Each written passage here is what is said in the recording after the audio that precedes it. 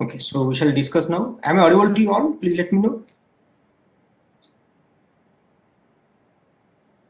Am I audible to you all? Please let me know.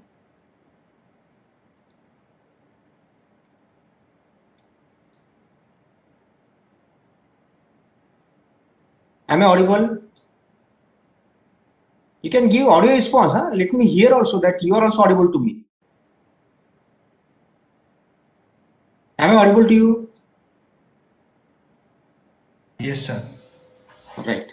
Thank you for your nice words. Okay, right. So what we discussed in the last class is true value is very impossible to know.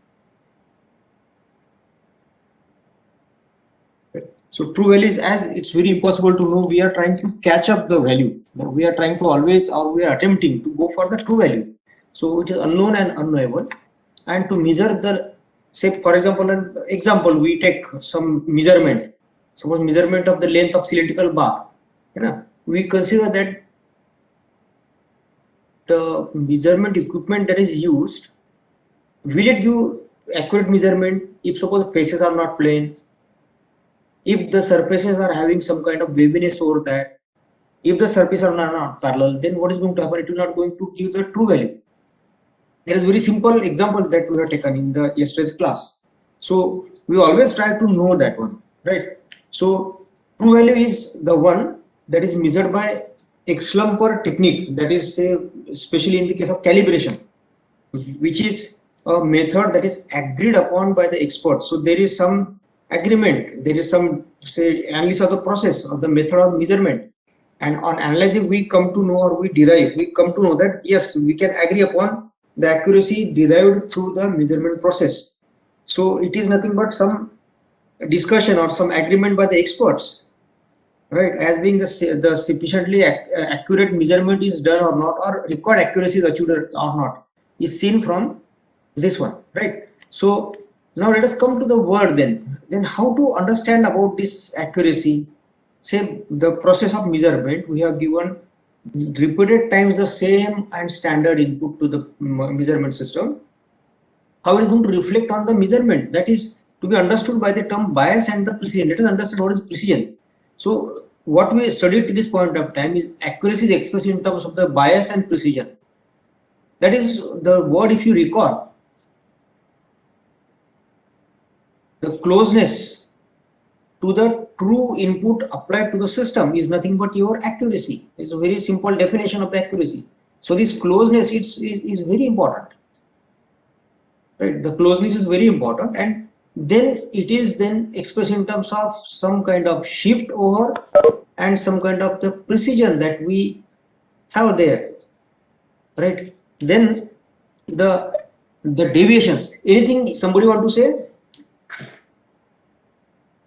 right? And that we already have seen in the last class that the error or the deviations are going to occur because of the two major reasons, that is the systematic source of the error and the random source of the error, because of which the output given by the measurement system is supposed to deviate, right? So the accuracy or inaccuracy is a combined result of the sources of the error present, like systematic error and the random error, right? So when both of these kind of errors are present, we find the ultimate result is in the inaccuracy, that is going to deviate from the real input that has been given. It will be near to that, but is not definitely the one that is actually supplied. So the inaccuracy due to systematic error, when there is systematic error or cumulative error sources present, then the error that is given, or the deviation in the accuracy or inaccuracy, will be called as a bias. I think we'll discuss this bias. Say for example, now in earlier slide, if you recall, there is some device called as a micrometer screw gauge, right? So this is the micrometer screw gauge through which you are going to measure the distance between the two faces of the bar. Now if this bar is removed and this is made to touch here, and you have found that the reading is deviated by say 0.02 millimeter, when the faces are touching each other, it is going to show something on display. Now what is going to happen? This is a pure case of a systematic error or a cumulative error, wherein any standard specimen, let us say of 10 centimeter or say 5 centimeter distance between the faces, or 2 centimeter between the faces, and so on. Sorry, you can take millimeters, 2 millimeter, 5 millimeter, 10 meters, so on. Any of the specimen, a standard specimen you use into this measurement, you will find that the output will be given for 2 millimeter, it will be 2.02 millimeter. For 5, it will be 5.02. For 10 millimeter bar, it will show 10.02. It means that the readings at the output have been shifted by this amount. So that is nothing but a bias. So this is the inaccuracy due to the systematic error. We represent, or we give a specific name to that as a bias. So what we can find, if we calibrate this, if we measure this, and if we understand the phenomena, the result that is the measurement system is giving, we have analyzed and we have come to a decision that yes, it is going to deviate by a very constant magnitude of the systematic error of 0.02 millimeter, and thus that can be used as a correction factor. So that is what is the calibration. We either try to make it zero by setting the dial adjustment and so on, and otherwise, if it is not possible, then we'll take the measurement and we say that if it is showing 2.02 at the output reading or the display panel of the measurement system, then that actually means it is a 2 millimeter distance between the two faces. If it is 5.02 showing, it will be 5, and so on. This is how it is corrected. So it is removed by proper calibration. So after removal of the bias, the error is entirely due to the random errors. So once we have calibrated that and we have known this on applying the standard values, whatever we obtained, we have made it either equal to 0, or we have found the correction factor. Then whatever error onwards it is going to give, say for example, now from once you have calibrated, now once you are carrying the measurement, now it is showing something, instead of 2, it is going to show 2.03, let us say. So it means that the deviation above this 0.02, that is 0.01, is maybe because of the random source of error, right? So whenever it is removed, then we can say that it will be something as random error. So this is a imprecision, or we can say non-repeatability. Now the word comes precision, and thus we can define precision as a very repetitive closeness shown by the display of your measurement device or the measurement system. So precision is defined as the ability of the measurement system to reproduce certain set of readings within the given accuracy, right? So Now at 10:02 or 10:01 a.m. today, before starting the class, we are having only 46 participants in the class. Let me know what was the earlier class to this.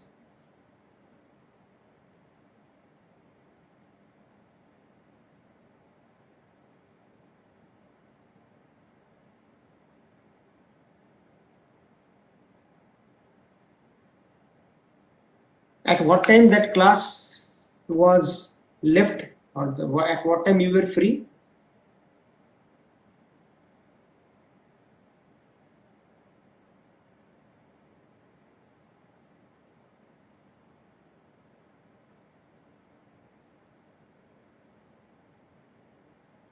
Okay, so now it is 10:10.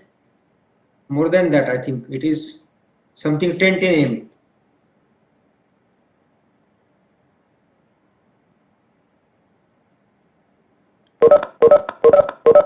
So the precision is defined as the ability of the instrument to reproduce a certain set of reading within the given accuracy.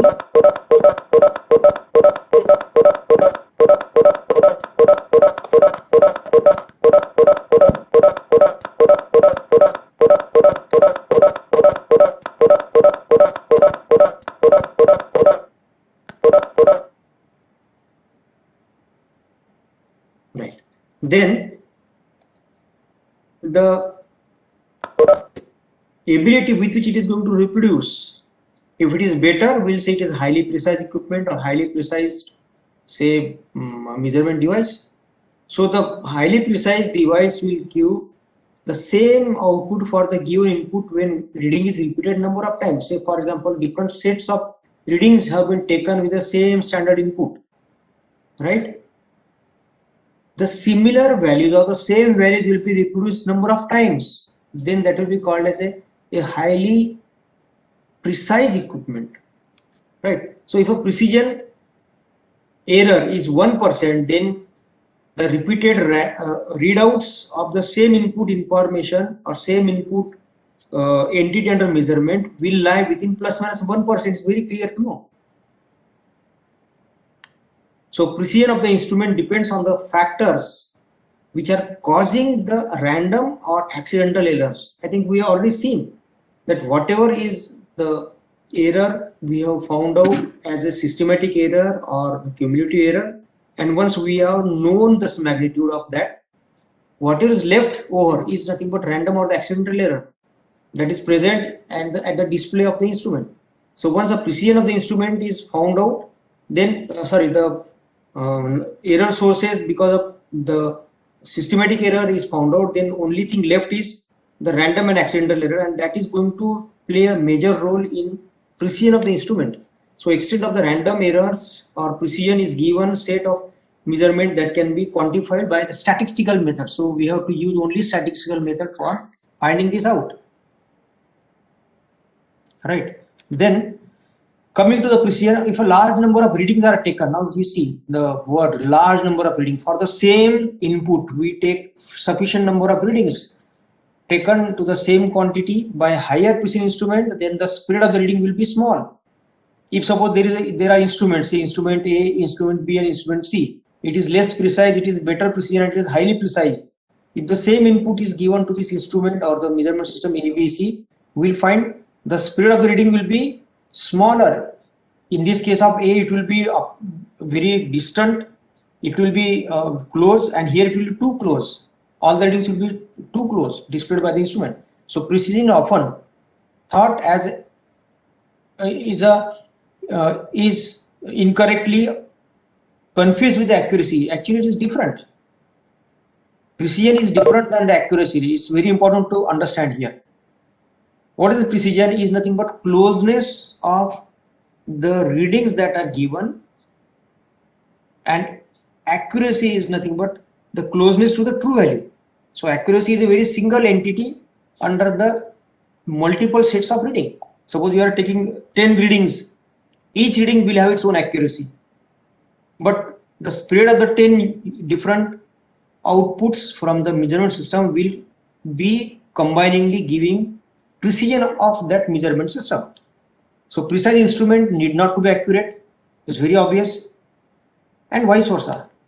So low accuracy measurements from the high precision instruments are normally caused by the bias of the instrument, which is removed by calibration and recalibration. So again and again we test for the accuracy of the measurement instrument or the measurement system, and then we find out. So how it is actually interpreted, let us understand that there is some gun. I think this example you might have gone somewhere else. So it is a robot or some gun through which you are shooting, and at say number of shoots, suppose now here you have taken 6 shoots, or you have taken the 6 different positions of the end effect of the robot where it is placing the particular item. Now it is going to place first time here, the second, third, fourth, fifth and sixth. Whereas we have given the command for the placing it at very accurate position. But robot has placed it at 6 different places, or you have shot the fire, the bullet at 6 different places, 6 times. So we can say that it is not a better precision. What is the precision? It is closeness of the 2 distance readings. Say reading or the output 1 and 2, how much it is close. 2 and 3 is how much it is close. It is not close. So we say it is a low precision. And it is not accurate. Say ideally it was desired to be very near. This is, say, let us say the true input that I have given, the command that is I have given to the robot to place it within this circle, the first circle, right? Now, if the reading 1, reading 2, 3, 4, 5 and 6 are the shots 1, 2, 3, 4, 5, 6 from your gun, or the placement of the article by the robot at the particular orientation is for 6 consecutive orientations is shown here. We can say that those are very close. The first and the second reading, second and third and fourth, these are very close. So we call this as a better precise. But it is not having again accuracy. Why? Because ideally it was desired to be placed somewhere here in this zone. So somewhere here that is desired. Now, if everything is lying within a very close to the true value, then we call that as accurate. That's what we understand. And then it will be a better precision also. But can you imagine a situation where there is a low precision and high accuracy? Into somewhat, you have to think on this and let me know. Is it possible to have low precision and high accuracy? And if it is possible, can you give some examples? Right. So this is something that is left to you. So this is nothing but interpretation of the precision and the accuracy from a very simple example of placing some articles by the robot or the taking the gunshots.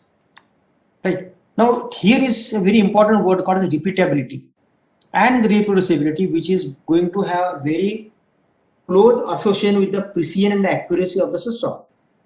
Let us understand what is the meaning of repeatability.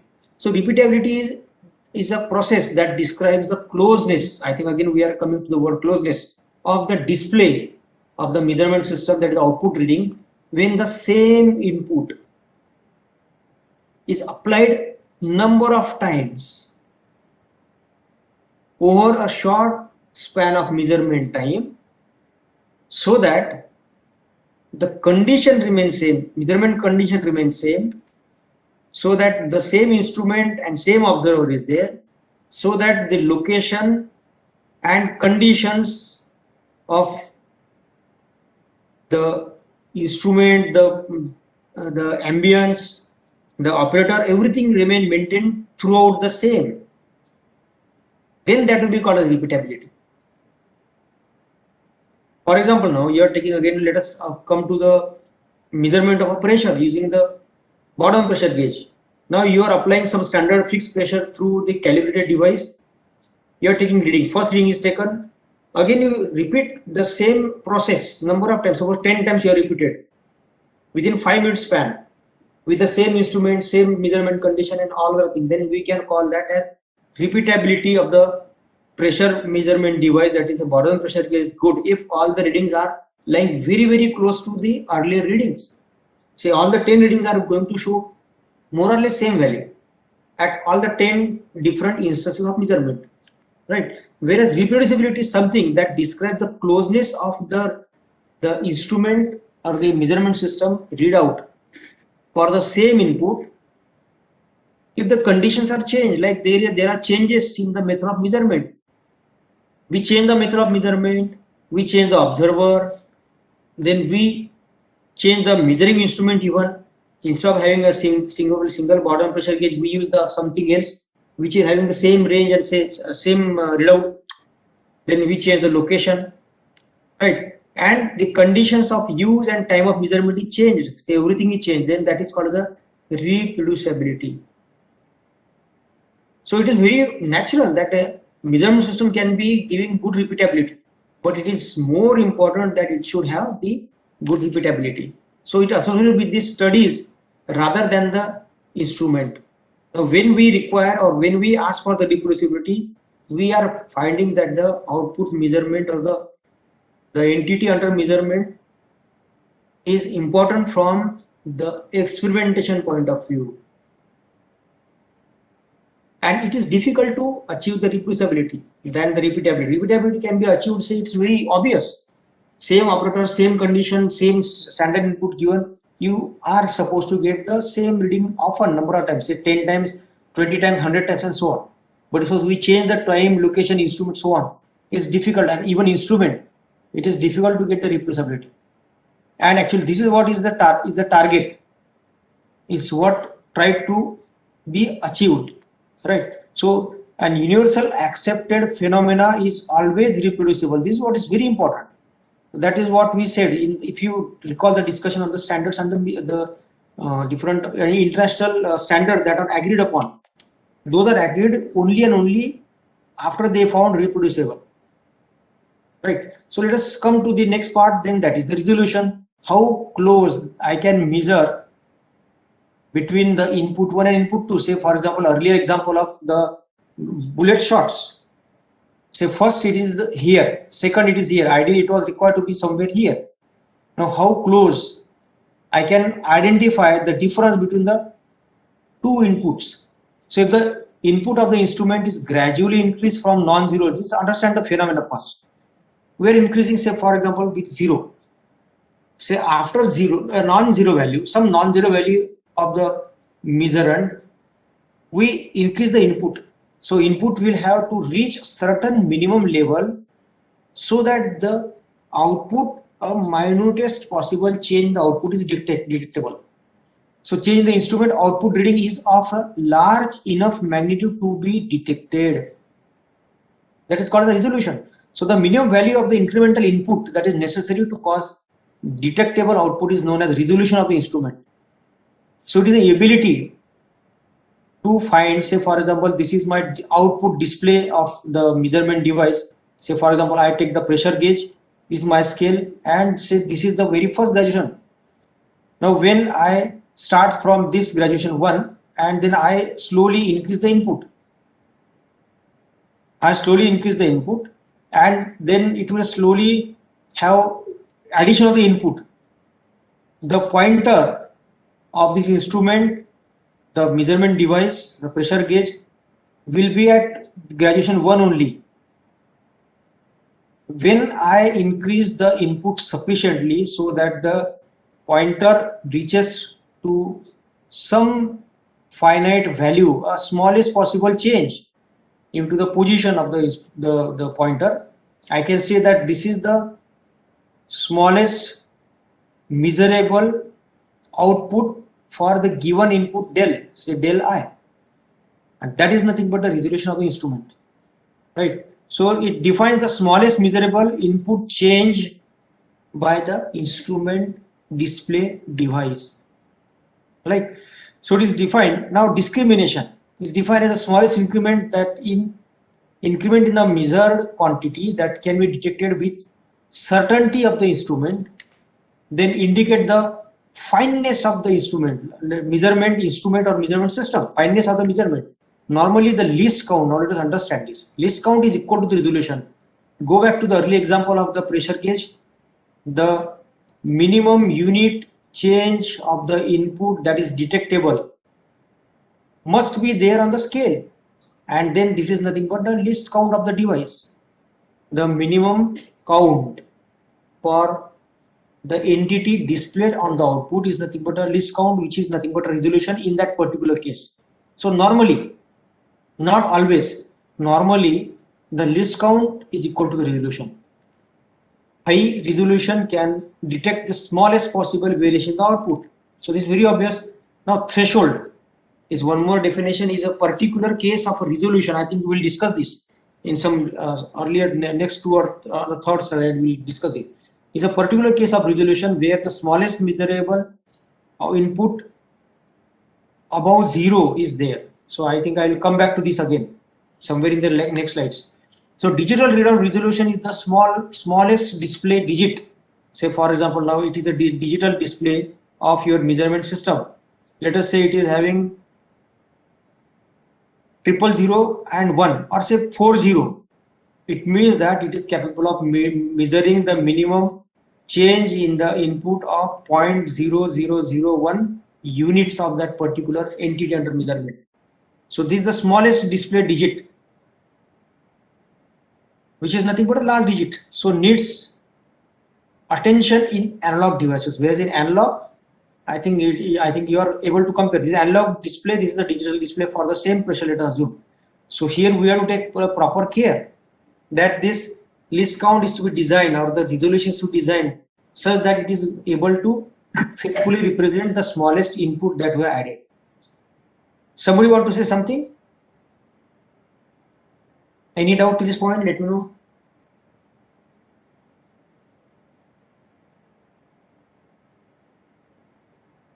Right. So let us understand threshold. Just now we are told about threshold. So now let us again assume a situation. So the input of the instrument is gradually increased from 0. Earlier case, what we had done, it was a non-zero value. Input was not equal to 0. It was something higher than that. Say I will call this input. Sorry, input was from non-zero value. Now here it is 0. The instrument is at, there is no input applied. Now we have started gradually increasing the input from 0. Now it will have a minimum first or minimum initial input required to initiate the smallest possible motion of pointer on the scale. Right. So this smallest change, initial change in the input from 0, that makes a smallest possible motion of the pointer, represent the threshold. So minimum value of the input that is necessary to cause detectable output is known as the threshold of the instrument. And we can very clearly understand that main reason of the threshold is because of the friction. Say for example, now there is a pointer and now I am giving input. But if there is a friction in the gears, in the say the sector of that particular instrument called the Bourdon pressure gauge, you find that it won't move. The gears will not transfer any motion. So at one point of time, the motion is so great that it will overcome the friction. So initial input consumed to overcome the friction or lag of the system or inertia of the system, that is from starting from the rest, we need to go ahead. So this inertia is to be overcome. So that is the reason behind the threshold. So it is seen here. Say for example, this is your say input and this is your output of the instrument. You see now from 0, you have started giving some input and say it reaches to certain value, and then the pointer start showing the output reading display. This is nothing but your threshold. So this is something we call as input consumed to overcome friction, to overcome inertia and so on. That is a threshold. Let us see the little difference between the resolution and the threshold. Both resolution and threshold correspond to the detectable output given by applying some input to it. But resolution is one that is after a non-zero value of output displayed on the panel or the displayed on by the instrument. Whereas threshold is a very initial input that we give. Both are detectable and is going to have change in the reading. Values can be defined confidently. So both resolution and threshold are normal.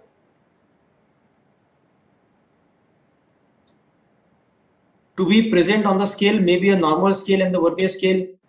Say of the vernier caliber is very specific example, or I can give another example. Just now we have seen a scale of the pressure gauge, right? So both are specified in absolute value of percentage of the full scale deflection, like it is done in case of the accuracy over the full scale reading.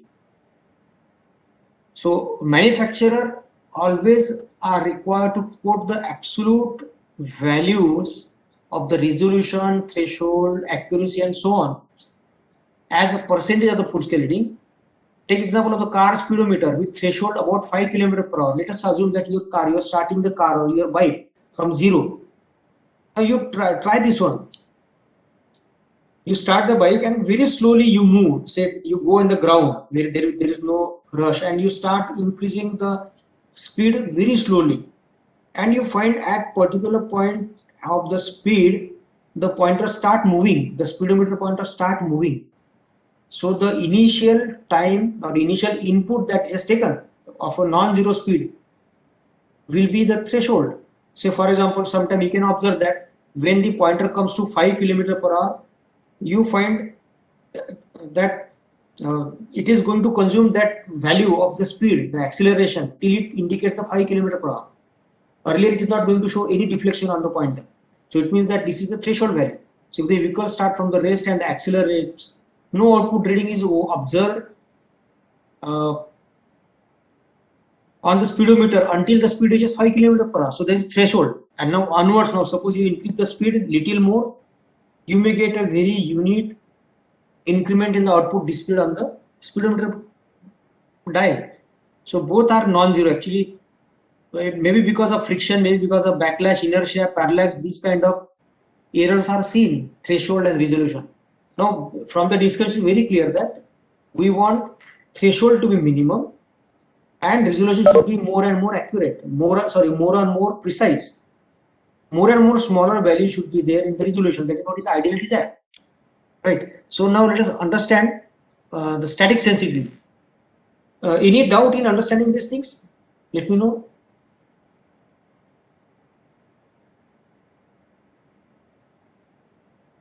I think there's no input from your side. Rupesh and Anshul, are you asking the student to make their videos on? Nobody have made that video on. Randomly you have to cross check. Yes, sir. Yes, sir. No, nobody has made it on. Sir, today, sir, we have not sent. Okay, ask them to make it on now.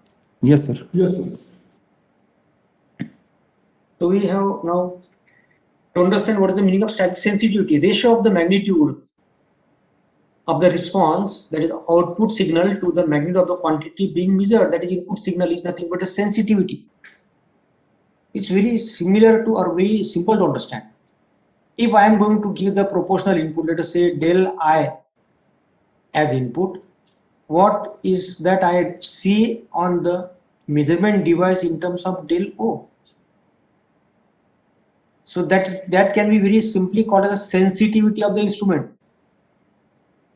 It is a ratio, how faithfully the input signals are indicated at the display of the measurement system, right? So in this say phenomena, we can see that it is the ratio of the input signal to output signal, and it is input signal is the quantity measured, output signal is actually scale on which the reading is taken. So it is linear or angular displacement of the pointer. Say for example the dial, again coming back to the pressure measurement device, or you have seen the voltmeter. So it is going to display the output. So the unit input given and what is the unit output shown. So it is the sensitivity of the spring balance. Now if it is the sensitivity of the spring balance, it will be Newton per millimeter. How much force is required to give per millimeter deflection. In case of thermocouple, the sensitivity will be measured in terms of microvolt, that is given or that is seen in the voltmeter per unit degree rise in temperature. So sensitivity is nothing but ratio of input to the output. The input and output can vary in terms of the entities. So in this case of the thermocouple, input is nothing but thermal gradient and output displays in terms of the voltmeter reading, that is in microvolts. So it will be microvolt per degree Celsius. In terms of the spring, because of the load applied, say you can understand the phenomena. Because of the load applied W, the spring is going to expand. Say for unit W, del W, what is the del D that is seen? So if I am going to say the sensitivity of this spring balance as the instrument will be del D over del W. Sorry, it is the sensitivity will be the output to the input. Output here is del W. Sorry, it should be opposite. Output will be del D, or the deflection shown, and here the value will be given the opposite one, that is input del W to the del deflection. So it will be W, and then unit will be, say, Newton upon mm. Right, so you can find the sensitivity of any of measurement device or measurement system. It can be framed.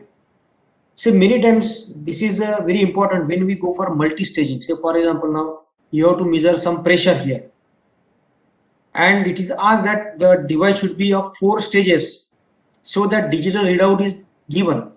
So we can plan for. You can use any of the transducers for converting pressure into displacement, displacement into force, force into something, and then that is into the electrical signals in terms of voltage. So sensitivity of each transducer is going to differ. Say if you are using spring first, then what is the input to the spring? You will take force as the input to the spring, output will be in terms of the deflection. Now this deflection is suppose given to the electrical, say some device which is going to change in the resistance. Now this change in resistance suppose is given to some another electrical device which is going to give change in the EMF. You can understand now, I am making multi-stage. So force converted into displacement, displacement into the change in the resistance, change in resistance converted into the change in the EMF. So every time the sensitivity of each element is to be found out, it will be, say, input by output, F by del. Here it will be del by del R. It will be del R by del EMF. So at each place you will have different sensitivities. And total sensitivity of the instrument will be multiplication of this sensitivity 1, sensitivity 2, sensitivity 3, and so on. So total sensitivity will be equal to S1 times S2 times S3. Now you can go through different numericals. You keep a watch on numericals also from the book of Nakra Chaudhary. You'll find very good examples are given there. How the static sensitivity of the different instruments are combined together just to increase your, say, awareness or the knowledge regarding the sensitivity. You can find there are few more numericals given. Any doubt in understanding this one? What is the static sensitivity? Is the ratio of input to the output. Now overall sensitivity, that what I have given is here. Say if I am going to sketch this as a complete single box, then here I will give input and here I will take the output. So overall sensitivity S will be equal to ratio of input to the output. That is nothing but S1 into S2 into S3 into Sn if there are multiple stages in between. Right. Reciprocal of the sensitivity, sometimes it is used in the measurement science, that is inverse sensitivity or the deflection factor. You just keep in mind the name, deflection factor. You take example of the spring. If it is the unit load required to give unit deflection, the reciprocal of the sensitivity will be what is the deflection factor of the spring instrument, that is amount of deflection given per unit weight applied, mm per force, mm per given value in newtons, mm by Newton. That is the deflection factor. Okay. So let us discuss this static sensitivity again. So static sensitivity is determined from the result of the static calibration. So this is only found after having the performance rating. Say for example your experiments that we have seen in our laboratory session, demo session. Whatever is the input and we plot the output about this. So whatever the nature we get, that we call as a sensitivity of the instrument. So ideally suppose it is desired that it should be a straight line. what is the input applied, proportional change in the output should be there. So static sensitivity is determined from the result of the static calibration. So sensitivity is nothing but change out, this already we have discussed, to the input signal.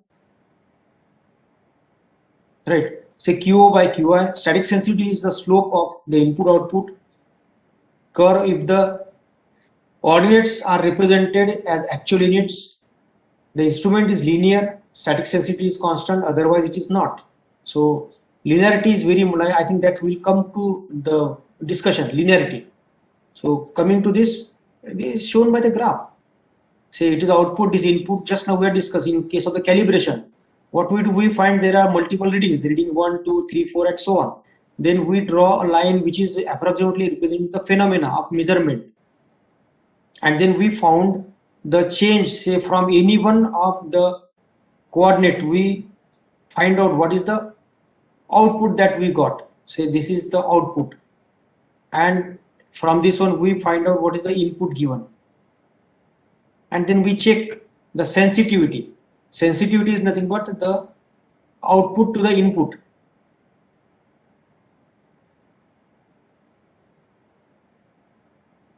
It is a linear then. So this is called a linear instrument because it is in the, say, very linear proportion. Whereas in the case of non-linear instrument, we will find that the slope is not going to remain constant. It's going to vary multiple places. Right. So at this, say, we can find out this in terms of angles, let us say. It is going to change. So then that will be non-linear instrument.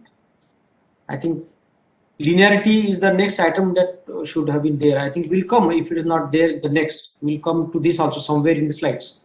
It is there, exactly there now. Linearity is nothing but the relationship between input and output. If it is linear, it is of a straight line nature, we call that as linear. So the ideal straight line connects the minimum point to the maximum point and therefore has an equation from this graph as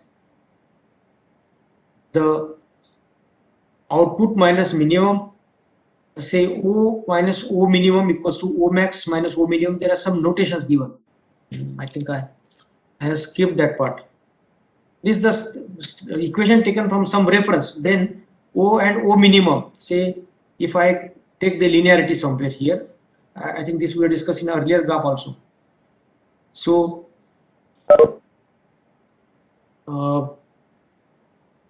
then this is the output. So here I call this as the O and this is O minimum. Then it is I. This is now here value of I and this is I minimum.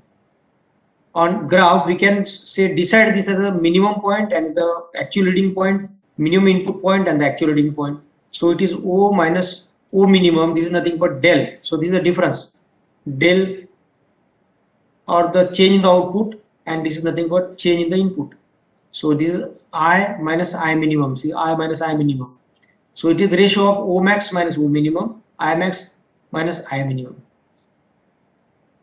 Right. So it is going to remain constant. So if I take one more value, suppose this curve is linear and I take one more value here, this is nothing but O max, and this curve is linear and I take somewhere here as I max. So it's going to remain constant. May it be O max or O or some here called O1. The ratio is going to remain same. O1 minus O minimum upon I1 minus I minimum. This is going to be same as this in the bracket. Right. So this is what is called as a linearity. At any interval in between, you can have number of, say, O1, O2, O3, O4, I1, I2, I3, O4 between this.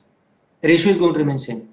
So it is nothing but said linear if this proportion exists. Any doubt in understanding this? Please let me know. Say this is not given on the graph. Let us try to understand whether this is clear to you. O and O minimum. O is nothing but any instance the output given by the equipment, and O minimum is nothing but the base for finding or measuring the output that I have identified somewhere on the graph.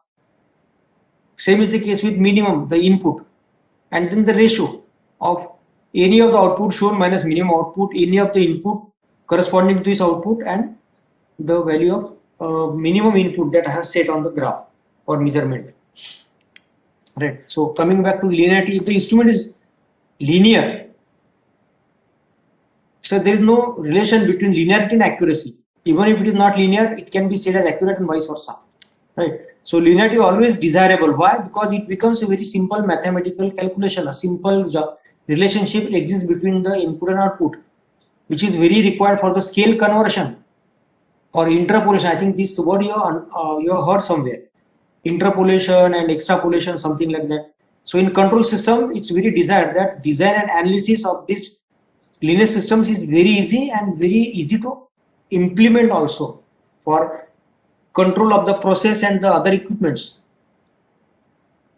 Linearity is a measure of maximum deviation of any calibration points from the reference best fit straight line, expressed in terms of the percentage of actual reading or percentage of the full scale reading. Now, let us understand this. Now we need to express. How will express? It can be either expressed in terms of the actual reading percentage or percentage of the full scale reading. So similar to the accuracy full scale we have expressed. So linearity can also be expressed. So combination of these two factors, that is a actual reading percentage and full scale reading percentage, both are going to give the combination of this is going to give the total linearity or non-linearity of the system. Let us understand this. Say, first of all, you pay attention on the ideal line, so middle line. This is what is the actual curve of the instrument that is desired after or immediately on the calibration. You have found that the accuracy of the instrument is specified plus minus, say 2%, let us say. So the actual reading can be either on this line or below this line or on the below line or in between this zone. Now, if the instrument is linear, it has to exhibit a pattern which is very parallel to the ideal line or actual lines, either dotted line, say line number 1 and line number 2. Either it is line O, I and say O line or 1 line or 2 line. So it should be something like this if this instrument is linear. But you find that it can be expressed in terms of the percentage of the deviation of the full scale over the full scale reading. Now this says 0 to the full scale reading of the input. So it will be expressed as percentage of the reading, or it can be B percent of the full reading, and totally then it can lie somewhere in between the two. So overall linearity is this one, between the two lines that are taking extreme conditions into account. So this is how linearity is specified. Try to understand this. If there is doubt, let me know.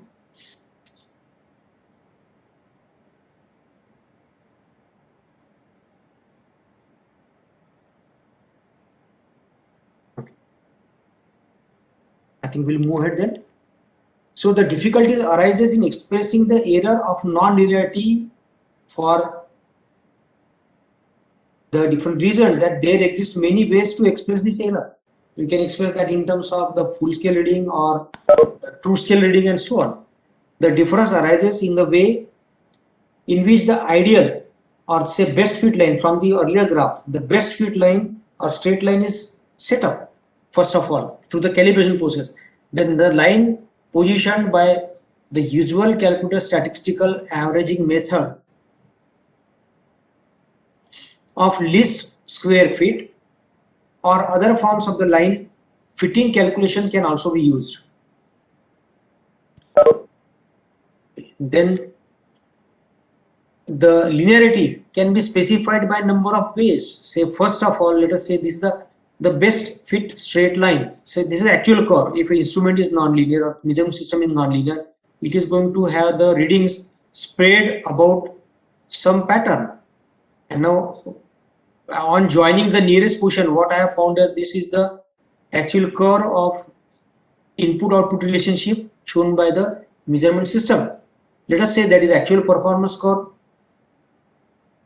Now to express this linearity, we must understand there is some linear fit. This is what is the approximation. Always we consider that very close to a hypothetical straight line which is equivalent of expressing all the reading that actually have given the performance score something else than straight line. So what we do, so the linearity can be specified in number of ways. Let us say understand the very first way. What we do is we find a very best fit line. It's very simple and straightforward method that is used in the statistical techniques for defining the linearity. What are the readings? We try to come out of the best straight fit line. And I think you have heard of regression analysis somewhere in mathematics. So regression analysis is going to give the best fit straight line for any actual performance. If I know the input values and the output values, say for example x reading and y readings are known, I can come up with some new modified coordinate, that is say yf. This yf is nothing but the normalized coordinate of the straight line. So for given input, then I can plot a straight line from this. So this is a particular part of the regression analysis. I hope you have gone through, and then you will be able to solve some numericals based on this also. So this very first expression of the linearity, we find a best fit straight line wherever that we find, say the equation of the line, say y is equals to mx plus c. So this is nothing but your intercept here. So through the regression analysis we can find all. We can find this will become a yf. It will be the slope, x value is already known, and intercept also is known. Then you can plot this best fit straight line. Then the second, what is said is this yield the smallest magnitude of the error calculation for the various kinds of the straight line that has been fitting in between the actual performance. So what is done now? Let us assume that this is the input that I am going to give, say input number 10. At this input, the error can be found difference between the respective coordinate yf at 10th position minus actual value of y at 10th reading. This is nothing but the actual error del E. That is what is said. From this linear specification, one can very conveniently find the deviation from the anticipated best fit line ordinate and the actual ordinate. So this is the actual application. Because of the specification of the linearity, we can very conveniently find error at any instance of time. Now once this curve is known and we have got the best fit line, we can find the property of the system at any desired input. So this can act as a curve called as a calibration curve. The best fit line, if it is found, we will be able to find the error at any point of time. So that is the application of this. So this yield the smallest magnitude of the error calculation for the various kinds of the lines fitting about, but it may not be appropriate for how the stage under measurement is used. That is, say, we will not be able to comment on the actual stage under which the assessment is carried out, but we will be able to comment on the performance of the measurement system. I think this will be again clear when we will go for the numericals. Right. Then the second way of interpreting, so best fit line can pass through 0. Earlier it was a non-zero. So the other way is we find the best fit line and then we make it to pass from 0. This is some other mathematical tool that we are trying to make use of. So the third method is for specifying is the line between the expected 0 and the say 100% output point. Say for example here we directly find, say, the regression curve first. So what is the actual performance curve? We join the last point, say last reading, and the first reading. We directly draw a straight line from this without bothering whether it is going to have a close relationship or not. We will join the first and the last point. So this is the other way of specifying linearity. And the last method of finding the linearity is the theoretical line, which is not necessarily one. either passing through 0 or passing between the first and the last reading, neither it will be best fit line, but it is a straight line which can be drawn approximately passing through 0. So this method is very random or very approximate specification of the instrument characteristics. Right. So I think I will continue for another 5 minutes and then we'll stop.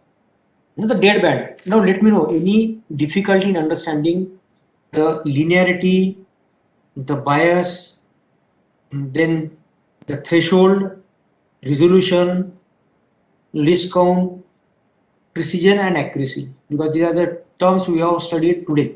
So you are required to go through textbook if there is some difficulty, or otherwise you can ask me directly into the classes or even on the group. You can ask me. I'll be able to respond to the queries. Though it appears to be very small, very simple, but actually we need to understand it thoroughly. Because now based on this, we have to perform some calculations for your practical. And not only for the practical, but there will be some numerical part we also are going to see, which is going to be the mandatory part, because we must know what is the calibration, how it is performed and so on. So you can go to the textbooks if it is required. If it is not clear to you, you can go through textbook and try to understand this. Most of the part that I have taken from the book of Dublin here, then book of Nakra Chaudhary, and this linearity specification I have taken from the handbook. I think I have referred that in earlier class. Handbook of mechanical measurement system design. Handbook of mechanical measurement system design. I think I have given the name in the last class. So let us move ahead now. Dead band. From the name itself, it suggests that there is something to which there is no response given by the instrument. Some input that is consumed there where there is no input. It's very, very simple correlation we can attach to this word called dead band. So it is defined as the largest change of the measurand, that is the change in the output, change in the input, which is not reflected in the display panel or is not shown by the display device. So again, understand this from figure. Say from 0 value, we have started incrementing the input value. We are increasing continuously, and at particular instance of the input, it starts showing little reflection in the display panel of your measurement system. So it means that this is something that has consumed by the instrument and there is no output shown. So from this we can understand that this amount of input will represent to the dead band of the measurement system, right? So dead band is something caused because of the inertia. Any other reason for this you can tell?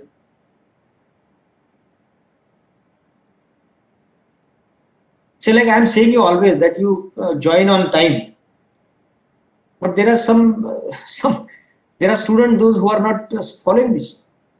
So unless their inertia is overcome, they will not join. So it is nothing but dead band. Whatever I am saying is going in the dead band. It's not being reflected any way in the positive actions. Any other reason for dead band? Can you guess? Any answer from your side?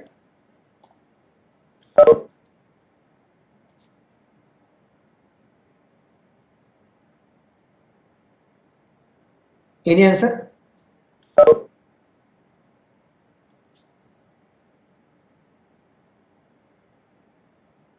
Oh, means that our teaching is having a very large dead band and very large threshold value. You are not answering anything.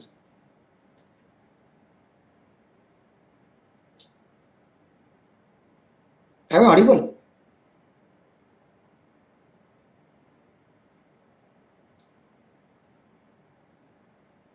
You can respond at least yes or no in that.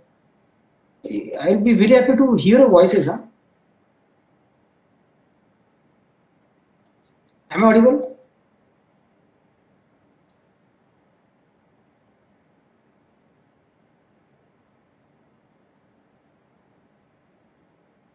I'm waiting for some voice answer. Yes, sir. Okay, it means that only one student is say alive in the class.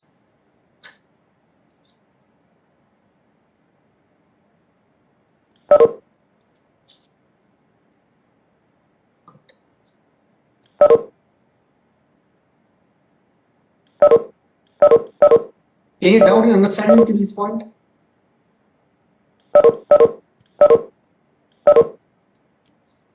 Okay, I will stop here for today. Thank you for joining.